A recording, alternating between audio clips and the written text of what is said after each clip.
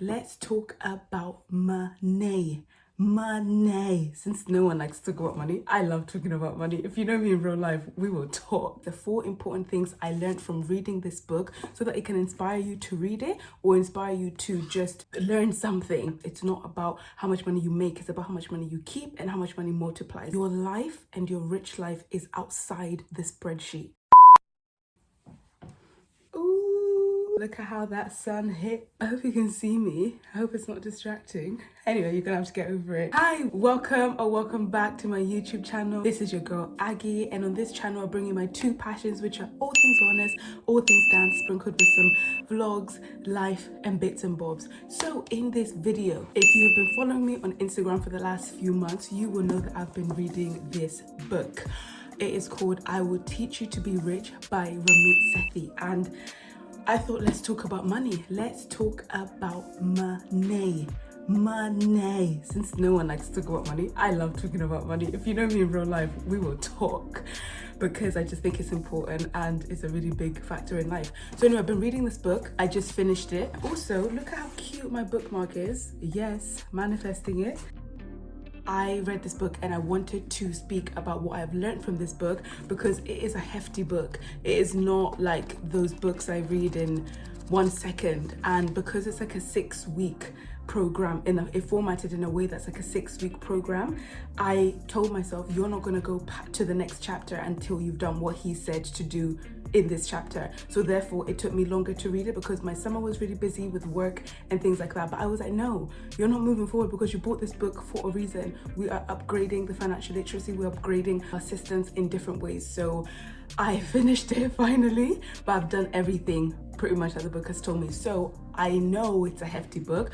I'm going to tell you the 4 important things I learned from reading this book so that it can inspire you to read it or inspire you to just learn something. But just as a quick background, year 2022 has been a year of me just understanding financial literacy so much more, like getting that knowledge up, because again, I've said this so many times, it's not about how much money you make, it's about how much money you keep and how much money multiplies. And I think because when you're in your 20s, sometimes you're a bit more laid back because you just think you have time, but it's not that you don't have time, you do have time. You can start learning this in your 50s. It's okay. But equally, I want to know how much I can maximize because time is on my side right now. That's why I've been on this. I read Rich Dad Poor Dad and I've been reading this one. I've been listening to loads of podcasts as well. A good one is Ramit Sethi's podcast where he brings couples on and they talk about their financial situations and he gets to the bottom of their limiting beliefs and things like that. So basically, it's just been a beautiful year and I'm really excited because I feel really set up now because of this book. Tip number 1, which actually is linked to the title of this book, is about what is your rich life.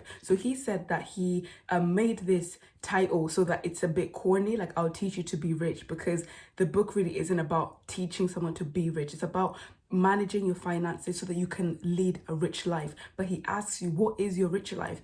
So the first tip is actually me understanding what a rich life looks like to me, because it looks like so many different things to so many people. A rich life could be like never ever looking at a tag when you go in a shop. Your rich life could be 4 vacations a year comfortably without even butting an eyelid. There's things that you may not even think will be part of your rich life. So getting a pen and paper and writing down exactly what your rich life looks like, you're just like, oh my gosh. And so with everything else you then learn in the book is to gear you to leading this rich life that you have in your mind. Instead of, sometimes we just think we want loads of money, but what are you going to do with that money? What does money mean to you? What does freedom actually mean to you? So the first tip was me actually understanding what my rich life looks like. I am someone who wants to travel constantly without having to think about that. I want to travel. I want to take Ubers everywhere. I didn't know that would be a part of my rich life, but that really is when I wrote it down. I don't want to take public transport. That's it. And that's something I'm working towards. And so you write it down, you dissect it, and you just end up being like, okay, this is it. This is actually what my rich life looks like. And it looks different to everybody because everybody is completely different. That's number 1. Tip number 2, investing. Invest now, not tomorrow, not next month, not when you get paid, now with what you have. Okay, obviously don't go into debt investing. I actually learned what investing really truly is, because I think we're in the era of crypto and, you know, Bitcoin and things like that. It's actually overwhelming that you end up not doing anything. But when you realize what investing is for the average person, because you can invest in, you know, individual stocks. And when people say, you know, Tesla went up by this and someone bought something ages ago and now they're multi-millionaire, that's okay, but that's still very risky. That's not for the average person who isn't into that much. So I understood what low cost, long-term investing is, and I started it. I don't want to get too technical because it might not make sense to you. It'll make sense when you read the book, but I fully understood it, and now I can have a conversation about investing and a portfolio because of how simple he made this. And he was like, you start investing now, whether it's £50 a month, £100 a month, your money is going to multiply when you invest it correctly, not when you leave it in the bank, because the bank is not trying to make you money. Compound interest is where it's at, and you will learn more about that in here. But investing now is one of the biggest things financially that I could have taken away. So definitely worth the read for just that part. Number 3, money does not need to consume your entire life. And the way this book explains about a system, a good system is all you need. And when you have a good system, you only need to spend about 90 minutes a month on your finances just to, you know, configure things. But even it gets less the more you automate your systems. And because of that, your life isn't based on, oh my God, this week, what am I going to do this week? You've already managed that because of the way he explains to manage that. And a good system is all you need. I've really learned that, and it's so liberating. I don't need to sit to keep looking. You've already got a good system. You've already set it up. You know what needs to go where. You know what needs to get done. The end. Now leave it. That is liberating 100%, because I think I was someone who was very much like, okay, let's see here, like keep checking in, and that actually will drain you, because your money is not supposed to be this thing that is like all the time. You're just meant to manage it. And when you have a system and understand what goes into a system, like your savings, your investments, your pension, for your long-term goal, for your emergency fund, you just get it basically, and it's not this overwhelming thing. That has freed me 100%. Last tip number 4, the most important part.